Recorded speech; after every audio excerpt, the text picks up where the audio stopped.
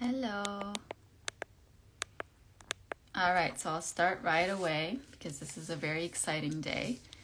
Today we're going to be talking about the Book of Boundaries, and the author who just joined, Melissa Urban, is going to be speaking to us about it. Boundaries to me are one of the most important topics right now, so I'm just going to let me see if I can get the request right here. There we are.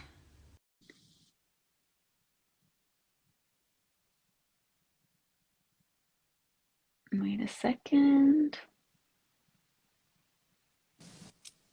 Hello. Hi, how are Hello. you? Wonderful, Nezra. How are you? Finally, we Thanks. get to speak. I'm so excited. I've been looking forward to this all week, and I was so excited to say congratulations on your doctorate in person. I'm so happy Oh, for you. thank you. Thank you. It took a long time, but it was worth it. And you know what? It would have been a lot easier to get there if I had known more about how to set boundaries, not just with people, but with myself, Oh, which, yes. yes, I think like I reflect on how I basically just got through it by getting through it and like Mhm. doing everything I could to just, but then I'm like, but if I had certain like rules with myself where like I didn't spend a whole day like constantly focusing on what I needed to do, even though I didn't really get much done because the whole day was just, it was like this enmeshment that was in my mind that I couldn't separate. Like, okay, well, you're giving yourself 2 hours to work on this today. It was more like, I'm going to think about this all the time. Yes. Yes. I think boundaries with yourself are such an often overlooked category, and they are so incredibly powerful. So, yes, I'm thrilled. I'd love to talk about that. Yes, I would love it if we started there because I just showed everybody before we started your beautiful book, and I think everybody should get it. There's actually quite a few like moments where I felt like I said, like, I talked about this in Welcome Home when it comes to boundaries, and I'm like, you and I think alike so much that like Yes. anyone who's read Welcome Home needs to read this book because I kind of I gave a more of a, it was one chapter in the book where I talked about boundaries, but here you are, you've given us like the book that we need to go to. So, yeah, I think it would be a great place to start. I'll give you a more specific answer. Yeah. Sorry, a more specific question.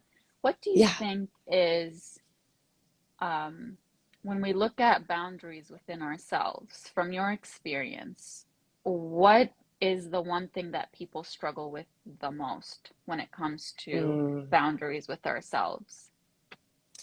So boundaries with yourself are tricky.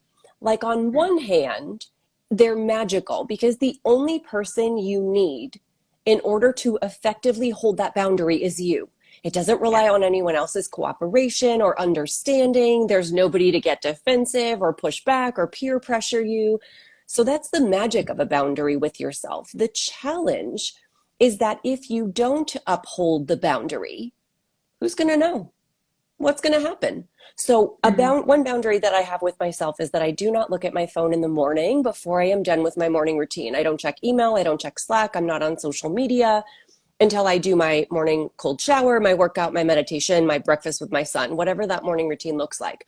The thing is, mm, if I wake up in the morning and I roll over and check my phone, nobody's going to like jump out of the closet and smack my hand. I'm not going to get fined or so yes. the challenge is that we have to think about not just what's going to happen in the moment to current me if I overstep my own boundary, but how is this going to impact future me? Because when I think about what it means to hold the boundary of not looking at my phone in the morning, then I start thinking about, well, if I hold this boundary, then I am free to start the day on my own terms. I start the day feeling proactive instead of reactive.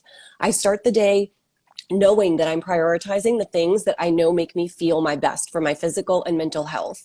I get to do my morning routine exactly the way that I like it on my own terms. I'm not distracted by whatever might be in my phone. I am free to have the happy, grounded, centered day that I choose to have. If I don't hold this boundary, what's at risk for future me? I mean, the real risk is that my entire day goes sideways because of something I read in my phone first thing in the morning, a bad email, a terrible comment on Instagram, whatever that looks like. And now all of a sudden my mood, my focus, my productivity, my morning routine, my mental health, my physical health, all of that cascades into the whole rest of my day. So when we Mm-hmm. think about self boundaries, I really like the framework of not just what's happening in the moment, but what is this going to do for future me? And Mm-hmm. that, I think, is a good impetus to help us hold the boundaries that are so important for all of those aspects of our time, energy, mental health, and capacity. Mm-hmm. And it requires quite a bit of self-discipline to be able to say, like, I'm upholding this boundary with myself and for myself, for my future self. Maybe it's not going to feel good right now, but I'm going to thank myself later for doing this.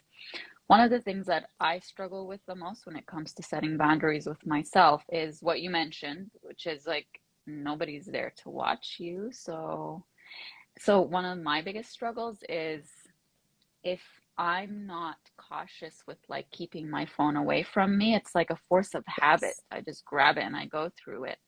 So that's one of the things that I decided on. So when I'm writing, I'm very conscious with like my phone is going to be at least 2 meters away from me and it's going to be on Yes. silent and it's like only urgent calls can go through. So it's good to, like you said, be proactive and make sure that whatever boundaries you set for yourself, you're also proactive with making sure that you're setting yourself up for success as opposed to making it this hard thing that you really have to resist. So like if you wake up and your phone is right there, Yeah. you might start looking through it and then be like, oh no, like I decided Yes. I'm gonna Yes. go through it. So that's really Yes. important too. we Yeah. we do think about things so similarly, because what you are describing is what I talk about in the book in terms of automating your boundary. Is there one simple black and white thing that you could do that would make holding the boundary effortless so that you didn't rely on willpower and discipline? If you don't want to look at your phone first thing in the morning, charge it outside of the bedroom. If it's not there, you can't pick it up. And the temptation is so much less at night. You're getting ready to go to bed and you think to yourself, okay, my charger is now in the kitchen. I'm just going to leave the phone in here. That requires so much less willpower than it does to roll over, pick up your phone in your hand and go, no, I'm not going to look at it. So if you don't want to drink alcohol at home anymore, don't bring it home. Don't buy it. Set boundaries with other people. Please don't bring alcohol when you come over for dinner. Yes. If you want to set a boundary around, whatever, if you can automate that boundary and make it easy with some kind of black and white strategy, then you don't Hmm. have to rely on willpower. And then it's much easier for that to become a habit. Yeah, and it just doesn't become a struggle every single time Yes. where you're like, I'm Yeah. struggling with this. Like, just remove those things once and for all. Set yourself up again for the best chance at this working. And Yeah. it's just going to become easier and easier with time. One of Yeah. the most sensitive topics that people actually ask me about that all the time, and I've never really made a specific post about it. You're the expert at this point, and I'm sure they would love to hear this answer, but boundaries with family. Like, Mhm. anytime I share anything about boundaries or anything about, the way that you should deal with people who've hurt you or whatever, there's always comments saying, but what if it's your mom? What if it's your dad? What if it's family? What Yeah. do you do? And, my answer is always those boundaries should be enforced with them the same way that they would be enforced with anyone else, because the boundary is about you and not about who the person is. But I would love your input and insight for anyone who's listening right now. How do you deal with the difficulty of building and setting boundaries with family? Yeah. I've loved your interview with our mutual friend, Lisa Billiou, on this topic as well. So, of course, boundaries with family are really tricky, especially when you're talking about parents. Anytime you have that power dynamic at play, and anytime you have these really long-standing patterns that emerge in a family unit, that can certainly come into play when you are adults. So it can feel like Hmm. when I go back to sit down at my mom's dinner table that I'm like back, in my childhood space mentally and somatically because of the long-standing history we have. But what I want to remind people is that, first of all, a boundary, as you know, is not about telling other people what to do. It is about telling other people what actions I am willing to take to keep myself safe and healthy. Yes. And I think that all too often, when we hold in how we feel for so long, we don't speak up, we don't say anything, we don't advocate for ourselves, we keep letting the person run us over or hurt us or keep going along to keep the peace, we can then develop this sense of like rebellion where we hold it in for so long that we feel like we're going to explode. And when we do explode, we see that there is only one option at this point, and that is to cut the relationship off. Yes. So it can feel as though it's very binary. I either need to let this person continue to run me over the way that they have been, or I need to end the relationship. And the good news is that there are an infinite number of possibilities in between those two extremes if you want to preserve the relationship in some capacity, where you can set a boundary around the thing, the behavior, the Mm-hmm. conversation topic, the way they show up, the things that they are encouraging, the unsolicited advice, whatever that looks like. You can set boundaries around those specific things and invite them to meet you in those boundaries. And if they are able and willing and capable, then you have a chance of preserving the relationship, and start there if it's a relationship you want to preserve in some capacity.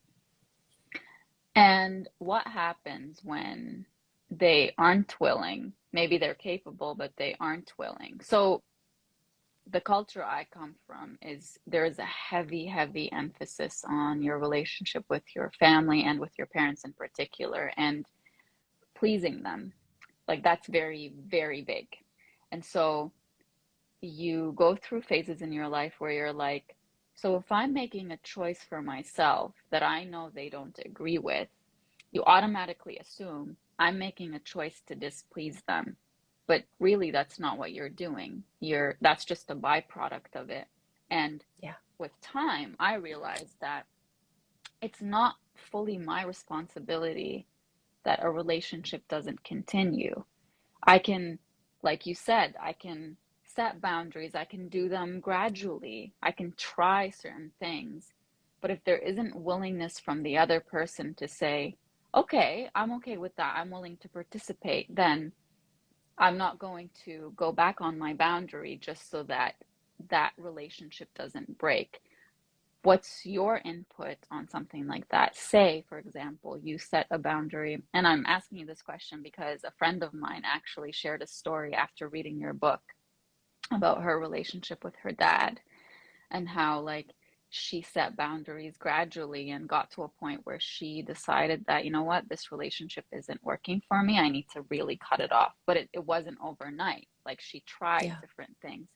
So let's say you set a boundary with your dad that, um, I'll visit you when I am able to, not every 2 days, for example. And that parent of yours just takes that as, well, that means that you're not being a good daughter or son, you're not being a good person towards me. And no, I'm not willing to accept something like that.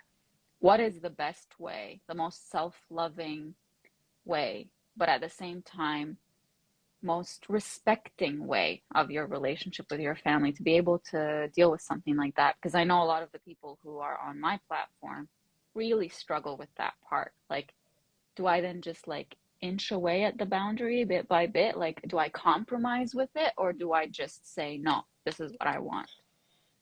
I mean, there is no universal answer there, but if you set the boundary because this boundary is necessary to keep you safe and healthy, and you can Mm-hmm. see all of the ways in which this boundary is going to benefit your relationship, so that you Mm-hmm. don't show up at your dad's every 2 days resentfully, begrudgingly, cranky, cold, short, distant, because you are so tired of feeling like you have this obligation to visit whenever he wants, not when it's convenient or authentic for you. That's not a kind way to show up in that relationship. So if this boundary is really designed to protect you and to improve the relationship, then that is the boundary that you need to hold. And they Mm-hmm. get to feel however they want to feel about it. You cannot manage their feelings. You are not responsible for their feelings. And I will Hmm. say that often how someone chooses to show up initially to your boundary is not how they will show up long term. In the face of a boundary, it's very common for people to become immediately defensive, to push back, to feel maybe they feel guilty, maybe they feel embarrassed because you called them out on a behavior that's been harmful that they didn't realize. Hmm. Maybe they just don't like the fact that you are now questioning their absolute authority. Typically, the people that push back the most when you set a boundary are those who have been benefiting from a privilege that they were never meant to have. And it can feel like you're Yes. taking something away. That was so powerful. That was so powerful that they're Yes. benefiting from a privilege, and we don't see it that way when we feel like we owe them that. It's really Yes. hard to see the value in what you've been giving when you feel like you've had to do it that way. And Yes. like Yes. it's so hard to um sit with the discomfort of knowing that someone is hurting or uncomfortable because of something that you decided without saying, well, because I made this decision, because I set this boundary, they are hurting in this way, therefore it's my fault. It's very hard to separate those two things. Say I did something that's really healthy for myself, and yes, I can empathize that you're hurting over that, but that's not my responsibility, the way that you reacted. Correct. I think it's so important for everyone to hear, especially when dealing with such sensitive topics when it comes Yeah. to family and culture and enmeshment. Like if you grow up in an environment where one person's feelings mean that everybody around them has to feel the same thing, or everybody around them is responsible for making them feel better. It's very hard as you grow up and become an adult to just be like, no, like you're responsible for your own feelings. Um, Yeah. do you have It, any, sorry, go ahead. No, I mean, it is incredibly hard. Childhood patterns, abuse, trauma, cultural, and familial norms are really challenging. And it feels especially uncomfortable when you are the change agent in your family dynamic, when you are the one who is now taking a stand and saying, I am responsible for my own feelings and my own needs. And I'm not saying only me. I'm not saying I'm only going to take care of me, but I am saying like also me. I'm going to add Hmm. myself to this list of people's feelings that I care about and comfort that I care about and needs that I Yes. prioritize. I'm on that list too. And Hmm. unfortunately, these people are probably going to be the ones to tell you that you're being selfish, that you're being demanding, that you have too many rules that they can't follow. And again, this is in an effort to get you to drop this very inconvenient for them boundary altogether. So I will acknowledge that it is uncomfortable, but what we are already doing is equally uncomfortable. Swallowing our Hmm. feelings and our needs, showing up resentfully, having anxiety, dreading interactions, feeling like we can't show up as our fullest self, that we need to meet this other person's expectation of who we are and how we're going to show up, that is also uncomfortable. It's And so that doesn't, exhausting. it is, and that doesn't go anywhere. That path keeps you stuck exactly where you are. And the discomfort of setting a holding a boundary gives you the opportunity to revolutionize that relationship. Hmm. Potentially, or if you Yeah. do get to a point where you have to put an end to that relationship because it's only conditional on you being a Yes. certain way and you not putting yourself on the list of people who you care about, and you constantly pushing your feelings aside, and I don't care if you're resentful as you're doing this, as long as you're doing it. Like when you get Yeah. to a point where you're saying to yourself, it is not worth my inner peace and my love for myself to continue to push myself down that list, to continue to prioritize others' feelings over myself. That's like so liberating. And also tying it to, again, because quite a few of the people in my audience they come from very strong cultural and religious backgrounds. There's another layer there where it's like, are your boundaries like, are they okay? Because do they conform to these rules and conditions? Because when they don't, then you end up with this shame and guilt, like I'm being a bad person. because I am putting myself first, because I am upsetting somebody else. So you have to go through that dialogue with yourself where you're like, but at the end of the day, everything I'm doing in this life, I am the one who's reaping the results. I am the one who's living this life. Like you really Yeah. have to prioritize that and center that in your life. And I see a lot of people agreeing with everything that you were saying. So I'm just going to remind everybody to go and grab your book or listen to it or get it as a Kindle or whatever. Because this is truly life changing in that, like, I find that all the examples that you had in there were like, oh, like I can really relate to this. Like, you're not just talking in theory about boundaries, Yeah. you're bringing up real stories and Yeah. real heartache that people go through with things like that. Yeah. Um, one of the questions I had for you is when we talk about like building boundaries over time. So I always say building boundaries because I don't think it's like a clear cut thing where you're like, oh, I've been a people pleaser my whole life and these are the things I need to do. And right away, I'm going to set all of these boundaries. Sometimes you do it gradually. And I really Yeah. would love it if you could talk to us about that. Just that how you can ease yourself into becoming a person who is, yes, I'm uncomfortable setting boundaries, but I'm going to do them. Like, what are some Yeah. tips that would ease you into being a person of boundaries? Yeah. So I think you just touched on this briefly, but there are so many forces systemically that have taught, especially women, and especially when we become moms, to disconnect from our own needs. When I think about the influence of the patriarchy and stereotypically rigid gender roles, religious influences, diet Mm-hmm. culture, I think about all of these influences that teach us and praise us when we have no needs, when we are small, when we are compliant, when we are selfless. So I think the first step in learning how to set boundaries is creating space regularly just to check in with yourself instead of always Mm. reflexively looking to other people to say, what do you need me to do? How do you need me to show up? What do you need me to say? Where do you need Yes. me to expend energy? Check in with yourself and build these moments in to say, what do I need? How do I feel? What is my energy telling me? What is my intuition telling me? And I think one of the easiest ways and most practical ways to do that is I encourage people to build in a pause before you automatically say yes to anything. Maybe that pause is just a minute where it's like, do you want to go to dinner tonight? Huh.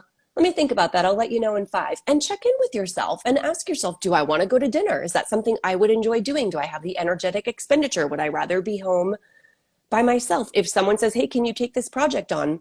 Send me over the scope and I'll take a look at it and I'll have an answer for you within 48 hours.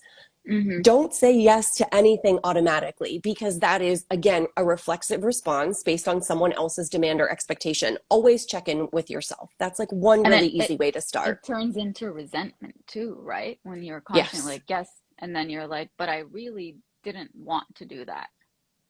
Yes. Yes. It's Yeah. resentment. It's why we're burned out. It's why we're anxious. And then we get through this like cycle in our heads where we're mad at ourselves and our negative self-talk is like, why are you so stupid? Why are you always so overextended? Why are you so bad at time management? And it's a really terrible cycle. So employing a pause, I think, is a really great strategy for learning how to set boundaries because these death by a thousand cuts really add up. When I think about the pause, I think about reclaiming just small chunks of my Mm-hmm. time and energy, and those really add up.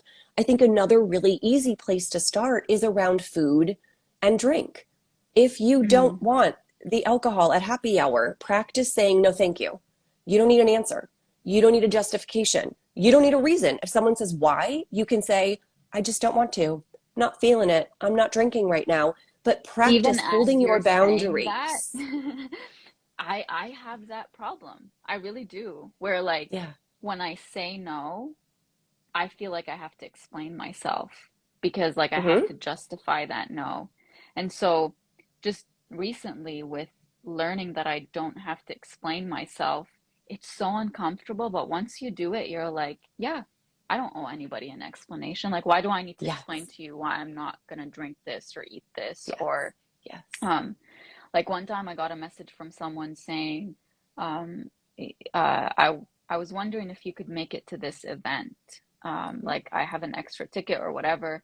And I was like about to write this long message explaining why I didn't want to go with this person. And then I was like, no, all I need to Mhm. say is no, thank you. Like I'm not Yeah. interested. And like as I wrote that, I'm like, oh my, like I'm the mean person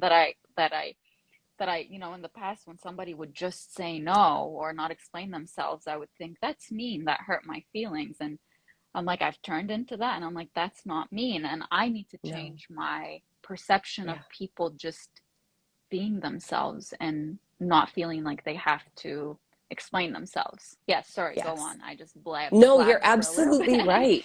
No, I mean, we do feel like we need to justify, especially women, justify or explain our boundary. But what that often does is backfires because it almost feels like to some people, it's giving you like a problem to solve.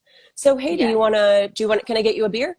Oh, no, no, thanks. I have an early morning tomorrow. I'm going to the gym. Oh, well, I'll come to the gym with you in the morning. And like, you can just have one. One isn't going to affect you. Drink one, have some water, and then you can go home. And now you're like, oh, okay, but it's not about the early morning workout. It's that I don't want one right now.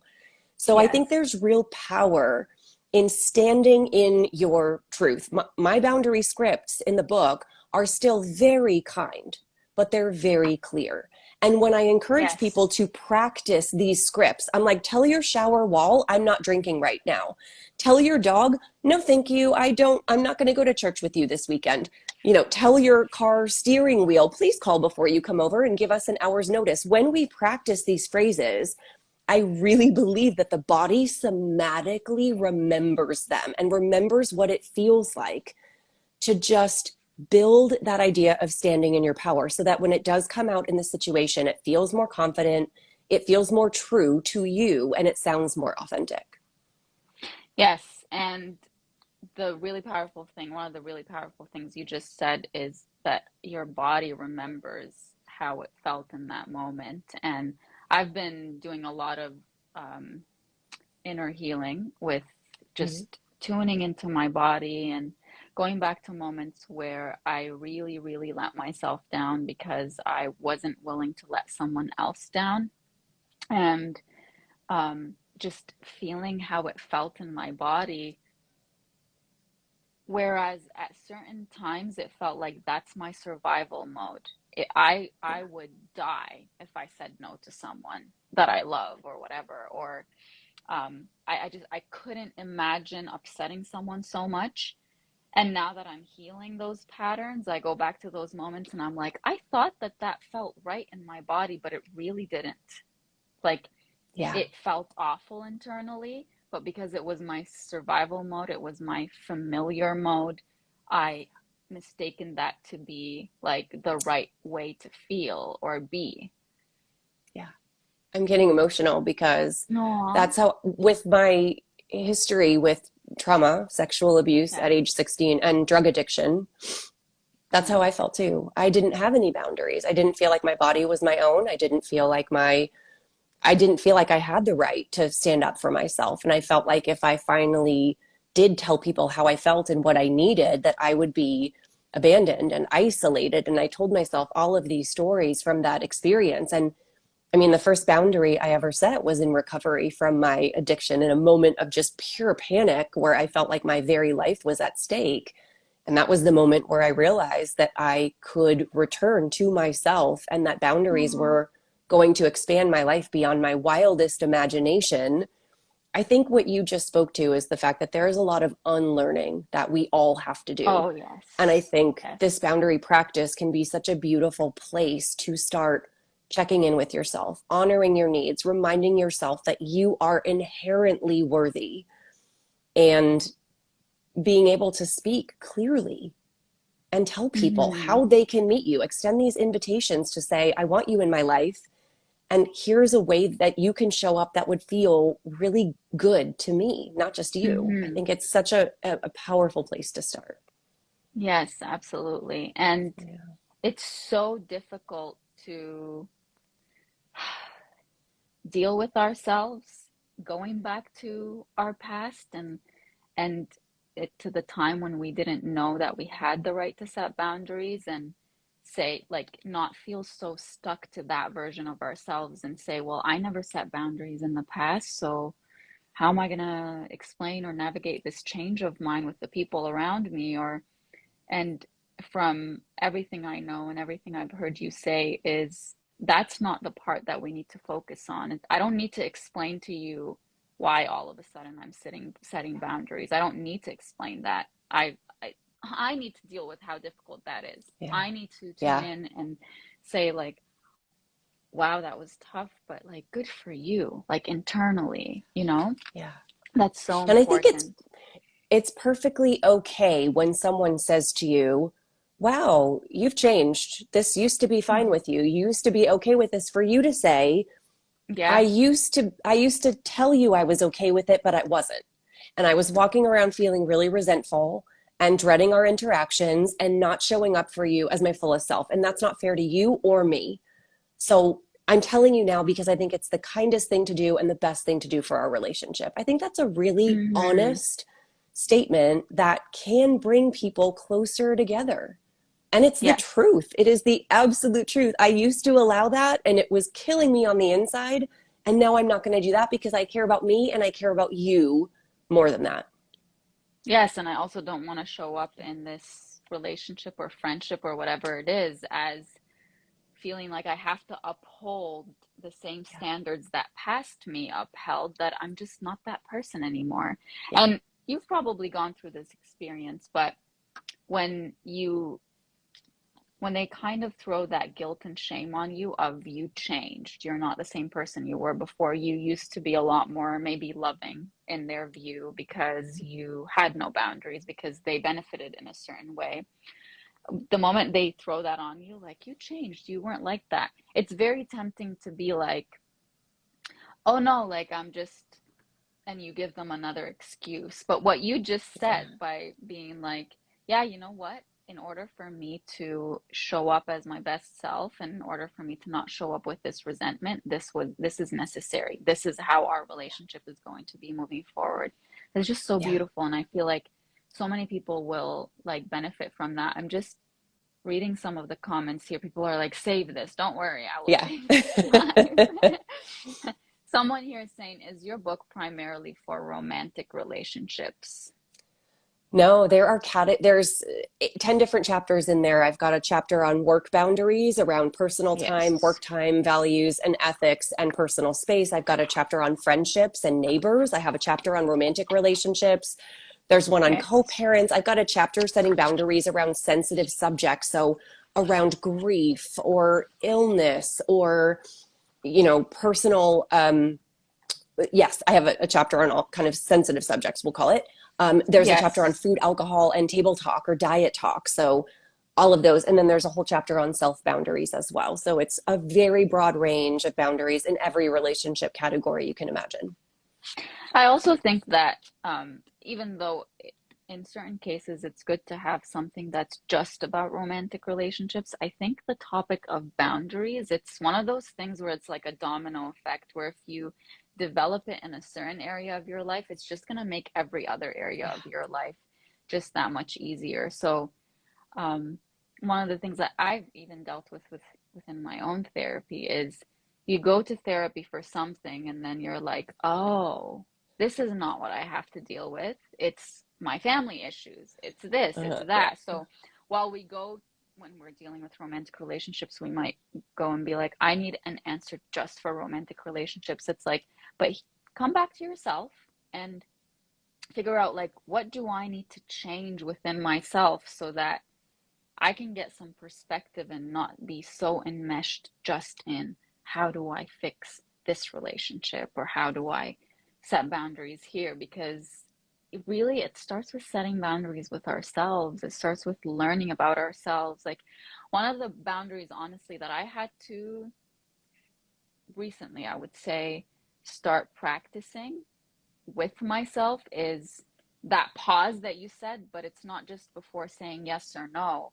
It's also before giving a reaction or Mm. responding or Oh, yeah. immediately believing. immediately believing what my mind is telling me, the story that it's telling me. Like I pause and I'm like, Nejwa, your homework right now is to understand why you're reacting this way. Why are you being triggered? Is there something that you need to heal internally so that this doesn't feel the way it feels Yeah. right now? And it's so powerful to do that. Yeah, the example that you just gave actually shows up in the co-parent chapter. So Is you it the might one where it's not, like when you can't walk away, when you just can't walk away? It's yeah. that one, right? Yeah, so Yes. you might not have kids, you might not have a co-parent, but when you read that chapter, you will read all about the idea that not everything deserves a response, and certainly not Mm-hmm. everything deserves an immediate response. And here are the ways that when I navigate with my co-parent, I check in with myself and I recognize why I'm being triggered. So you are going to find answers in unexpected ways in the book. I guarantee it, because you will find a script in one relationship that will effortlessly apply into, or a tip in one section that will easily transform into another area of your life. Yeah, I love that. Mm-hmm. You just brought that out. Yeah. Well, I didn't get a chance to read the full book, but I am reading it bit by bit. Yeah. And I already felt like with what I read that you and I think so similarly. And I, even before you reached out and we put this IG live together, I was like, I need to do an IG live with her because everything I was reading, I was like, yes, yes, like this is, yes, like it makes so much sense. And the amount of feeling seen and heard is, if that's all I got, that's enough. But it's so much more than that because Mm, you explain boundaries, you give scripts, you give examples, you're extremely relatable. This is not like mm, a book that I would read where I'm like, oh, I need to look up 10 words from every page to figure out what they mean. It's I feel like I'm talking to someone who knows me, and that's mm. really important. So for anybody watching, my comments pause, but there's so many of them here. Yeah. Um, Again, if you joined us late, please. Someone said Melissa is now your number one fan. I'm guessing the Oh, yeah. person is saying that like they're your number one fan, but I love it. I mean, so it's hard to miss the cover because it's so gorgeous. Um, and I hope that everybody watching can go and grab a copy. And it's you who narrates the audiobook, right? Yeah. Yeah. I read it So myself, which I loved. that would Yeah. be so okay. So that's what I'm gonna download tonight because that would actually Yeah. it'll get me to the end of it right away because Yeah. I listen so much to audiobooks. Um, what advice would you give someone who's listening right now, who's thinking to themselves just of um, how they respond to other people setting boundaries with them. So like how they feel like maybe someone setting boundaries with me means that they don't love me. So like we're kind of Yeah. talking about the opposite side of things. What would you The, say yeah. to someone like that? The best way to become more graceful and respectful of other people's boundaries is by Yeah. setting and holding your own, because we can only recognize and give to others what we first recognize and give to ourselves. So if we Yes. give ourselves the idea that boundaries are not selfish, that they Mm-hmm. are kind, that they are, you know, to benefit the relationship, if we give that to ourselves, then when someone else sets a boundary with us, we are far more easily able to get out of defensive mode and out of that sort of Yes. initial maybe pushback mode and get into, oh, this is a boundary. This person is doing it for their health and their relation and our relationship. And I'm going to honor that because I honor that in myself. So it all Yes. comes back to practicing your own boundaries. Yes. And Yeah. maybe the reason that you're so fixated on how could they set this boundary with me or how could they tell me this, say to yourself, well, what does that make me feel? What belief about myself maybe is it awakening? For me, for the Yes. longest time, that belief would have been, well, they don't care about me enough to like not set that boundary. And that's very faulty thinking. Yeah. Um, but then but it helped me escape from myself. helped me escape from the focus on myself and the discomfort of saying, like you said, well, what about me? Like, what are the boundaries I would like to set? Just because I'm a person of no boundaries, it doesn't mean that everybody else has to be this way or that I'm better than everybody else. Um, and something you said earlier Yeah. really hit me, which was about how we are raised as specifically as when it comes to women, we have a certain way of like, oh, she's such a good person because she she will never say no. She'll answer your phone call at 3 a.m. or like she just takes care of everybody or whatever. And there are certain things that are set for men as well. But I'm talking from my own experience, sitting around conversation that describes someone who has boundaries as someone who's selfish, as you mentioned, and as someone who is just not considerate or only thinks of themselves. You internalize that and you start describing Yeah. yourself that way the moment you set a boundary, but you also look at people who set boundaries that way. But you know what? I admire someone who can set boundaries and not back down and be like, this Yeah. is what I said, this is what I'm comfortable with, and that's it. Yeah. And it's so uncomfortable at first, but then you're like, that's so powerful. Like it's so Yeah. strong to be that way and so empowering to be that way. So I am very empowered by you and by your willingness to share your heart and share your struggle and what led you to a point where you've learned how important it is to set boundaries. And I was listening to one interview. I forget who it was with, but you were being interviewed. Yeah. And it was like the first interview I heard where you were speaking. And I was like, this is not just somebody who's coming to tell me how to set boundaries. She's been through this. Like, Yeah. she really knows what she's talking about. And it's like, you as a person, having never met you, but having not like gone through the book at that point, and this was like maybe a month ago that I listened to this interview. I was like, this is someone who empowers me truly. Like, Mm. I admire your strength and I admire um, just how kind and soft you are with your approach, where it doesn't come across as like this is really scary. And so I'm saying this so that anybody who's listening, just if you helped me this much, I would love for them to go and get that support from you and get that empowerment from you as well. And I know Mm. that that's what they will get. um do we have, Thank I don't you. remember if we said this was going to be 30 minutes or an hour, but if you wanted to answer some questions, Yeah, I'd be I could happy look. to. I haven't been looking at the comments. I know there've been a ton and it's Yeah, there's wonderful. so many, and you're Yeah. constantly getting hearts. Like people are Oh. really loving this. Um, so someone here is saying, how do you know if you're really putting a boundary or you're just being defensive? Maybe the other person Yeah. knows yeah, certain things are wrong, and maybe I'm trying to defend. Yeah. So you're always going to want to ask yourself, can I see all of the ways in which this boundary is going to benefit our relationship? If something simply feels punitive, so I'll give you an example.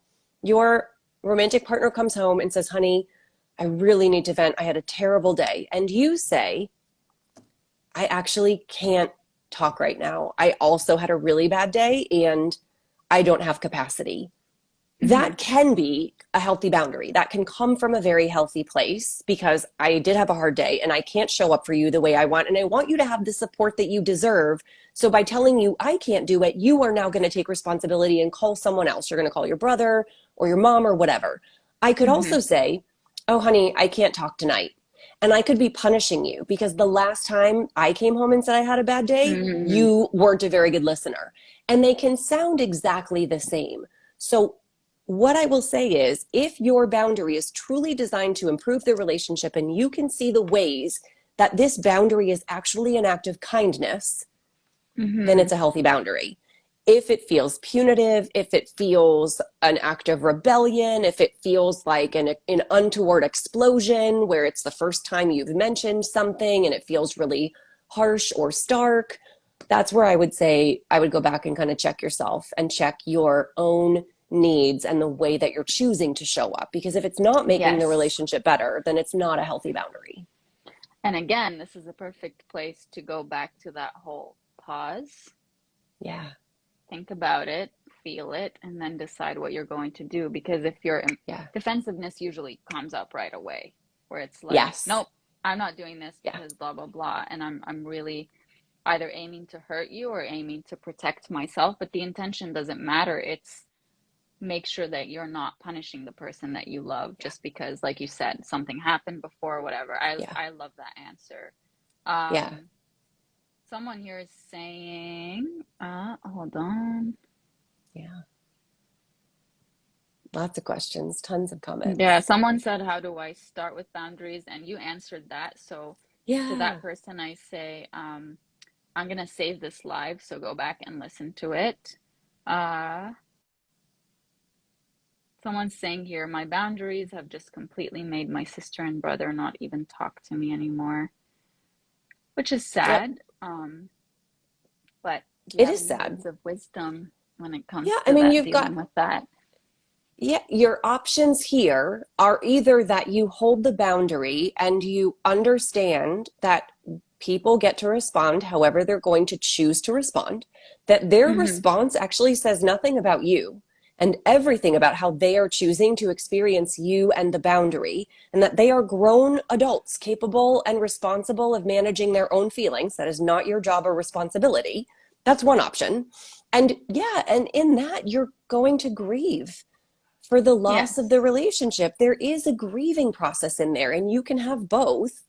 But the other option is that you allow them to push back on you to the degree that you cave on your boundary. And now you are back to the same crappy relationship that led you to set the boundary in the first place, where you're feeling Yes. taken advantage of or walked over or disrespected or harmed.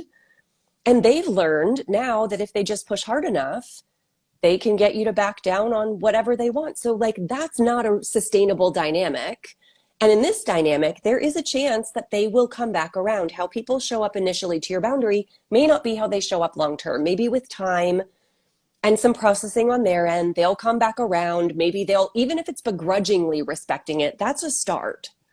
But like, Yes. this path doesn't take you anywhere that is healthy or sustainable for you. So it is unfortunate when people say, now this relationship is going to change, but you can't have it any other way and still have it be a healthy and safe relationship for you. Yeah, because it's like, am I choosing myself or am I choosing to be chosen by others, but Yeah. while not choosing myself? So as Yes. difficult as it is to sit with that and say, my boundary has caused this, or this is how they reacted to it, that's not an invitation for me to go back on my boundary and maybe give Yeah. it a little bit of time and see. Someone here Yes. left a comment that was really powerful because that would have been the way I used to think before.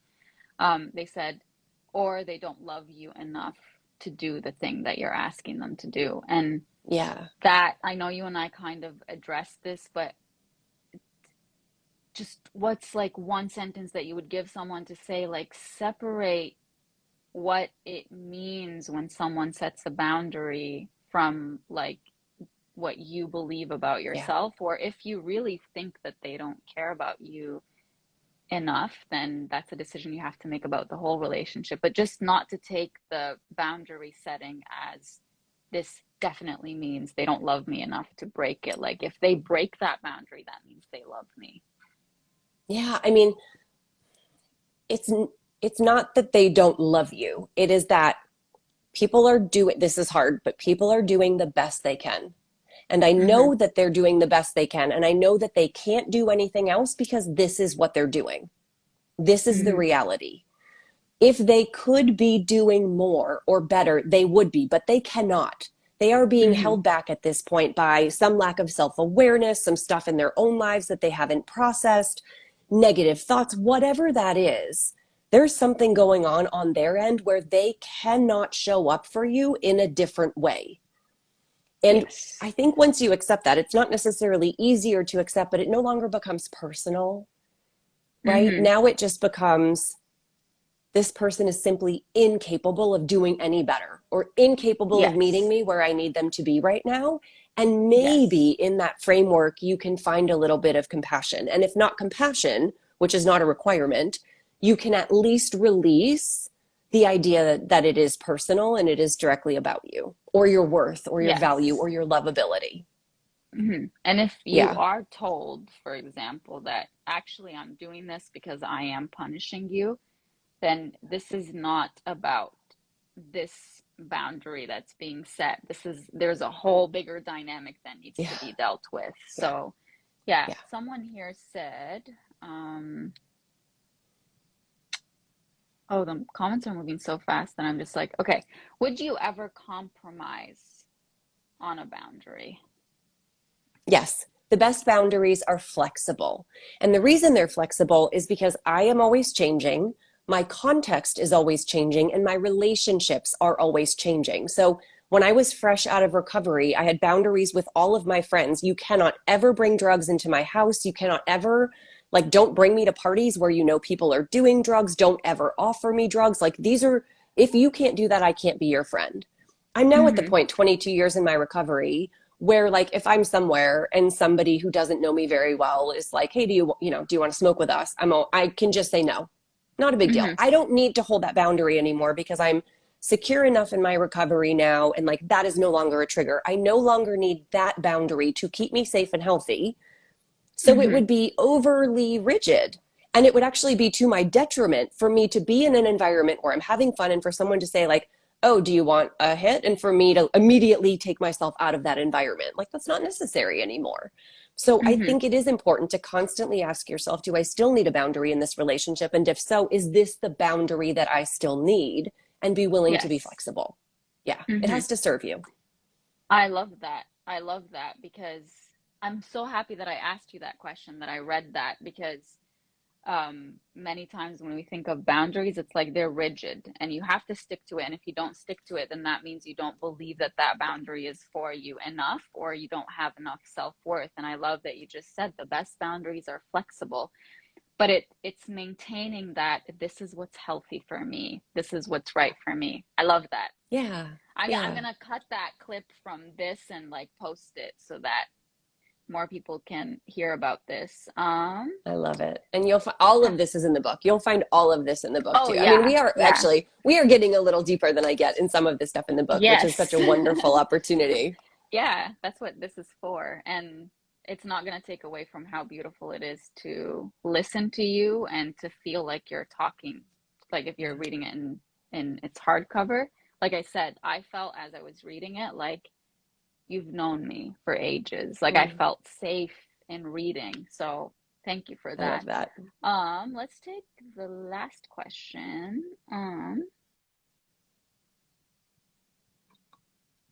So before I read the question, I want to read a very good comment. Someone says to you, "Well, thanks, girls. you're talking about my life. I've started putting some boundaries, but you are helping me to continue because I was thinking about people's reactions, but you gave me an answer already." Amazing. Yay. Good job. Oh, someone's saying, what's the name of the book, please? It's the Book of Boundaries. It's right here. Um, the last question I wanted to read is, how do you convey your boundaries to a defensive friend? I feel like a Yeah. lot of this defensiveness is coming up, but to someone Yeah. who you know is going to sit there and be like, how could you do this? Yeah.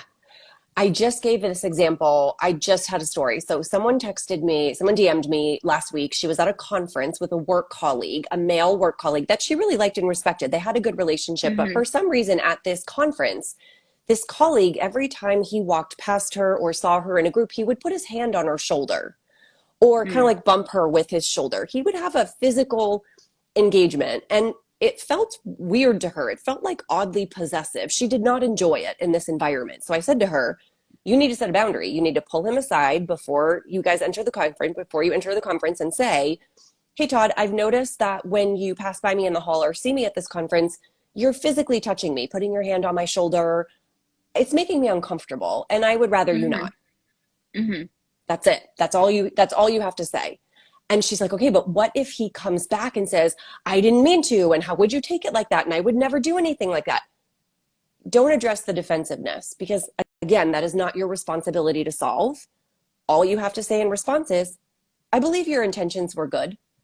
And also, I'd like you to stop doing that when we're at this conference, right? So you don't have to play into their defensiveness. You don't have to then comfort them and allow them to center their uncomfortableness or their defensiveness. So now somehow you're reassuring them. You don't have to do that at all. You can stick to your limit, acknowledge. I understand this is uncomfortable. It's not very comfortable for me either, but for the sake of our relationship, it was important that I tell you. And Yes. that's it. And she shared the script and he said, wow, I didn't realize. I'm sorry, it won't happen again. And they went on to enjoy the rest of their conference. And it was like Hmm. magical and freeing and so relieving for her. So I would say don't address the defensiveness. Don't get sucked into making them try to feel better. That's not your job or your responsibility. And it's perfectly okay to say, yes, I understand this is uncomfortable, or I'm sure you didn't mean to. And also, the impact is not okay. And that's why Yes, I'm telling you. Yeah, exactly. Intention versus impact. That's very yeah, important. So, yeah. um, someone here said, "Can we listen to it?" I said, "Yes, you can. You can get it on Audible."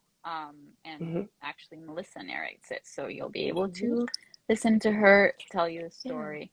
Um, any last words that you want to tell anyone who's listening to us? Anybody who is thinking of reading the Book of Boundaries? Just what are your last words to them, and also where they can find your book and everything. And I will save this live, everybody. Oh, good. Thank Bam. you.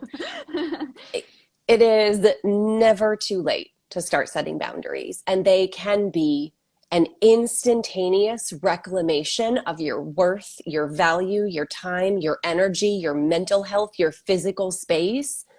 They are, in a word, empowering. And I want everyone to experience what that is like. And I do believe I've created such an approachable and practical framework that absolutely anyone who wants to begin their boundary practice will find an entry point in the book. So connect with me. I love being in DMs. I love answering questions.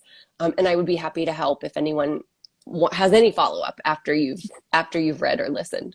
You can find it Yes, we anywhere books are sold. It's at Indigo, it's at Amazon, it's on your local independent bookstore, of course, Barnes and Noble, Target, anywhere books are sold. yes, beautiful. And I think everybody who's listening to this should go and follow you and read some of your content and watch some of your beautiful videos and reels, because everything that you do is helpful. Everything that you do is, like I said, very empowering. And I just can't wait for everybody to read this and feel that like inner revolution of, wow, I didn't know I had this much power over my life and over my relationships with the people around me. So, thank you so much for this. And I look forward to meeting you in person one day. I And know, me too. yeah, maybe we can like do another live at some point when people have had the chance to really dive in and they can ask you more questions if you're open to Love that. to. Yeah. Oh, yeah, absolutely. I will take any opportunity I can to talk to you more. So, yes, let's do Aw. it. Okay, well, I hope you have a great rest of the day. And for everybody who's watching, thank you for Thanks. joining us. And yeah, take care. Thank you. Okay, talk soon. Bye. Bye.